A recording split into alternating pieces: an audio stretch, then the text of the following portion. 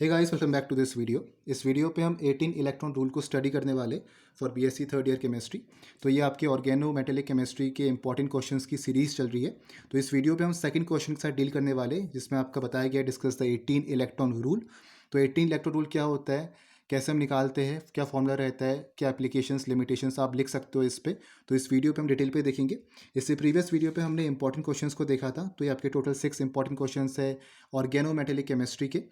तो इससे previous video पे हमने फर्स्ट क्वेश्चन को देखा था, what are organometallic compounds and how are they classified. इस वीडियो पे हम डिस्कस द 18 इलेक्ट्रॉन रूल, जो थर्ड क्वेश्चन है उसको हम यहाँ पर देखेंगे। तो बेसिकली आपका 18 इलेक्ट्रॉन रूल ये डिटरमाइन करता है कि ऑर्गेनोमेटेलिक कंपाउंड या कोई भी ट्रांजिशन मेटल कॉम्प्लेक्सेस आपका कितना स्टेबल है या आपका थर्मोडायनेमिकली कितना अनस्टेबल है।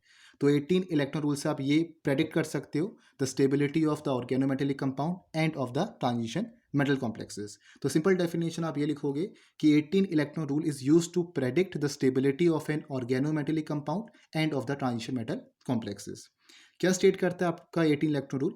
It states that for a transition element to be stable, अगर हमें ये बताना है कि आपका ट्रांजिशन एलिमेंट स्टेबल है, तो it needs to have 18 electron in its valence shell so that they have the configuration of an inert gas.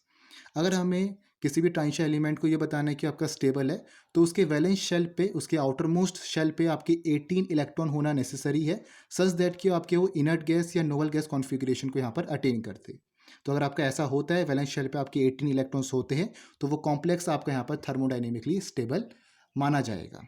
तो सिंपल स्टेटमेंट आपका 18 इलेक्ट्रॉन रूल का ये है। नेक्स्ट क्या लिखा है?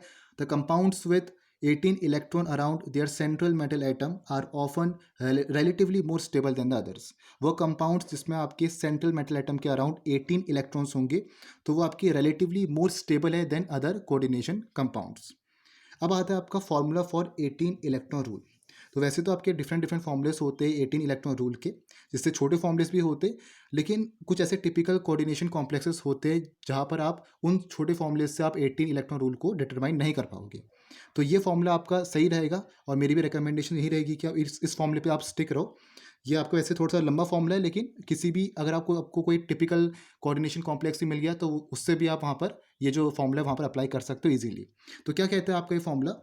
The number of valence electrons of metal atom, जो आपको सेंट्रल मेटल एटम दिया होगा कॉम्प्लेक्स में, उसमें कितने वैलेंस इलेक्ट्रॉन है वो आप यहाँ पर लिखोगे, into number of central metal atom, वो हम एन से डिटरमाइन करेंगे कितने आपके सेंट्रल मेटल एटम है। एक होगा तो 1 होगा, 2 होगा तो आपका 2 होगा, ठीक है। Plus 2 into number of metal metal bond, कितने आपके उस कॉम्प्लेक्स में मेटल मेटल बॉन्ड है, एम आपका सेंट्रल मेटल है, एटम है। Plus number of electrons donated bye ligands, कितने यहाँ पर लिगेंड्स ने इलेक्ट्रॉन डोनेट कर रहे हैं सेंट्रल मेटल एटम को, या कितने लिगेंड्स ने यहाँ पर इलेक्ट्रॉन कंट्रीब्यूट कर रहे हैं सेंट्रल मेटल एटम को, वो आप यहाँ पर लिखोगे। और प्लस माइनस चार्ज, और उस पूरे कोऑर्डिनेशन स्पेयर पे, कोऑर्डिनेशन एंटाइटी में आपका चार्ज कितना ऊपर से, वो आप यहाँ पर लिखोगे।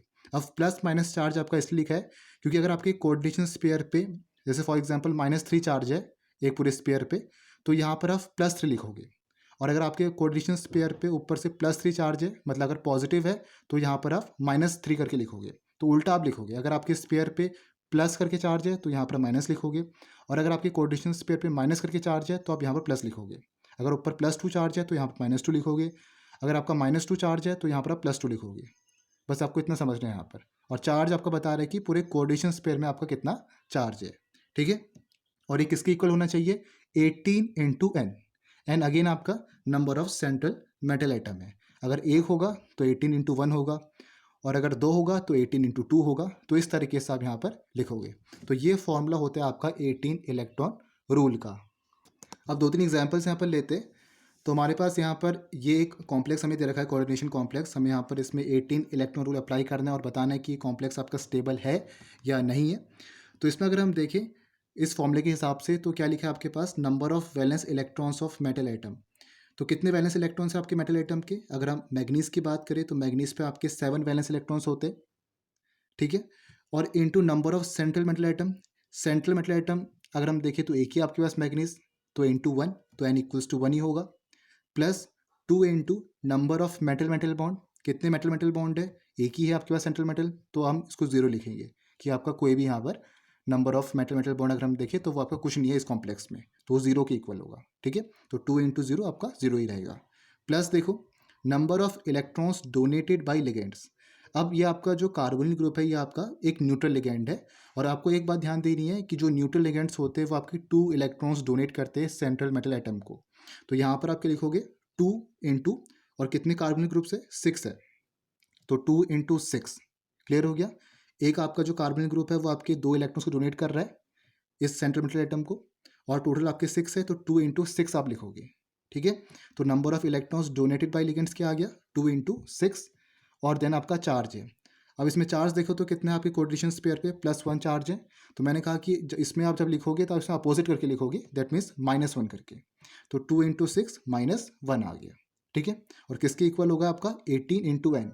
एन आपके पास क्या था नंबर ऑफ सेंट्रल एटम, वो आपका एक ही है, दैट मीन्स कितना आएगा 18 इंटू 1 18 ही रहेगा। ठीक है, इसको सॉल्व करो, कितना आएगा आपका 7 प्लस ये आपका 0 हो गया प्लस 12 -1, तो 7 प्लस 12 -1 ये हो गया आपके पास 18।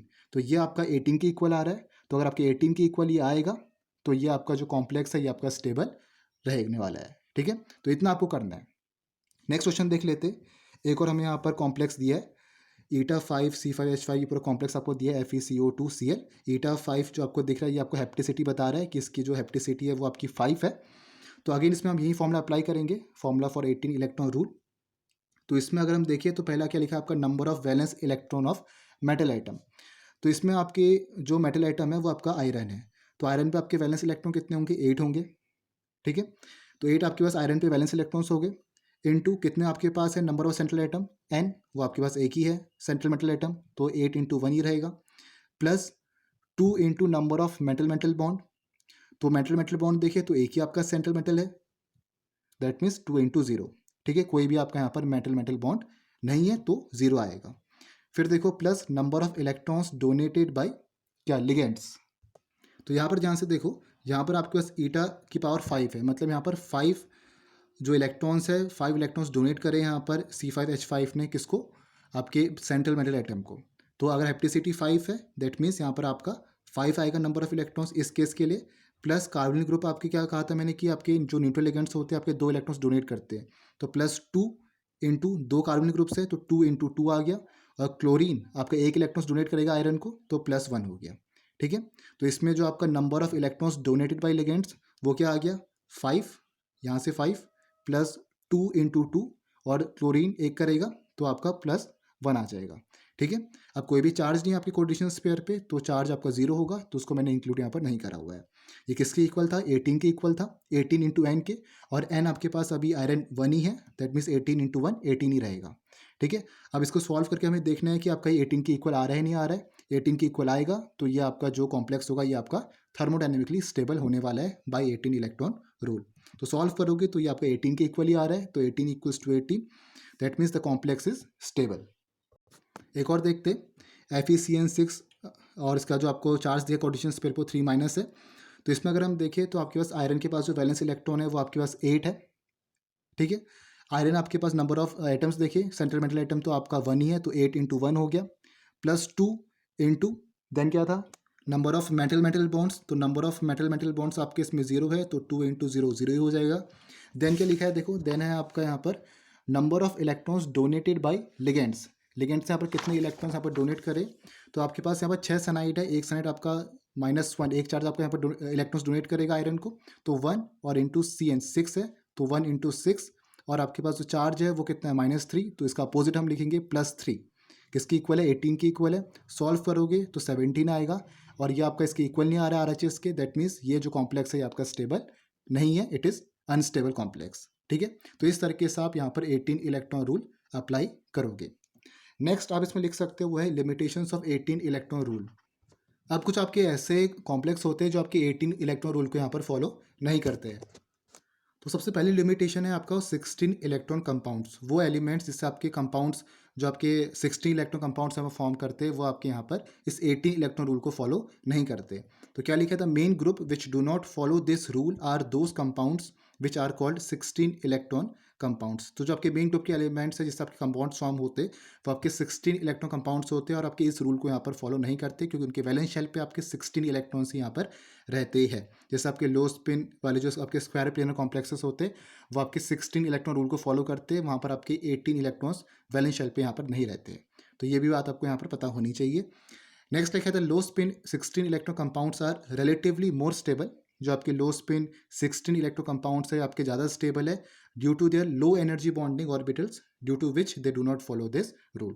तो जो आपके लो स्पिन 16 इलेक्ट्रो कंपाउंड्स है मतलब जो आपके स्क्वायर प्लेनर कॉम्प्लेक्सेस है वो आपके ज़्यादा स्टेबल होते हैं क्योंकि उनकी कम एनर्जी होती है उनकी बॉन्डिंग ऑर्बिटल्स की, जिससे वो ज़्यादा स्टेबल होते हैं, जिस कारण वो आपके 18 इलेक्ट्रॉन रूल को यहाँ पर फॉलो नहीं करते।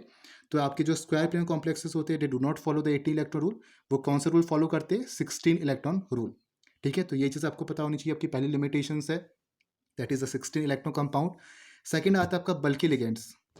बल्की लिगेंड्स के बारे में क्या लिखा है? The bulky ligands present in the compound block the participation of all the orbitals in bonding by hindering the approach of other ligands for bonding.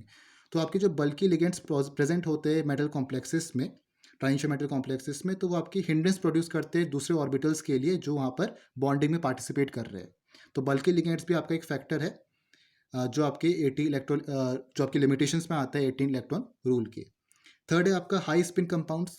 High spin compounds के लिए क्या लिखा है? The high spin compounds often do not have enough vacant orbitals for accepting enough electron pair from ligands to gain 18 electron in their valence shell. तो high spin complex होगा that means आपके उसमें weak field ligands होंगे तो आपके easy orbitals में भी electrons भरे होंगे। तो उस कारण क्या होगा? आपके पास कोई इनफ वैकेंट ऑर्बिटल्स तो होंगे नहीं, तो वहाँ पर आपके इलेक्ट्रॉन पेयर वो एक्सेप्ट नहीं कर सकते। तो इलेक्ट्रॉन पेयर एक्सेप्ट नहीं करेंगे तो आपकी 18 इलेक्ट्रॉन यहाँ पर वैलेंस शेल पे वहाँ पर ऑक्यूपाई नहीं हो पाएंगे, जिस कारण आपका वहाँ पर 18 इलेक्ट्रॉन रूल फॉलो नहीं होगा। ठीक है, तो थर्ड लिमिटेशन है आपका 18।